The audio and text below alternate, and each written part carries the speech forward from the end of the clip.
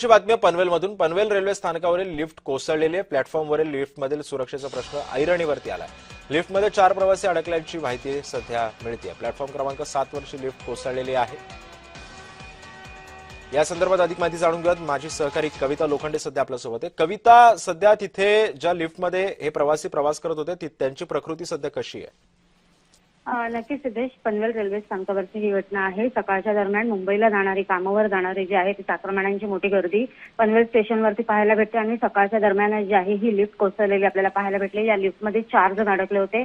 त्यांना जे आहे ते आता बाहेर काढण्यात यश आलेला असलं तरी रेल्वे सुरक्षेचा प्रश्न जो आहे, रेल्वे प्लॅटफॉर्मवरती असणाऱ्या लिफ्टच्या सुरक्षेचा प्रश्न जो आहे तो ऐरणीवर असलेला आपल्याला पाहायला भेटतो। एकूणच सकाळच्या दरम्यान गर्दीची वेळ असते आणि अशातच ही घटना घडलेली आहे।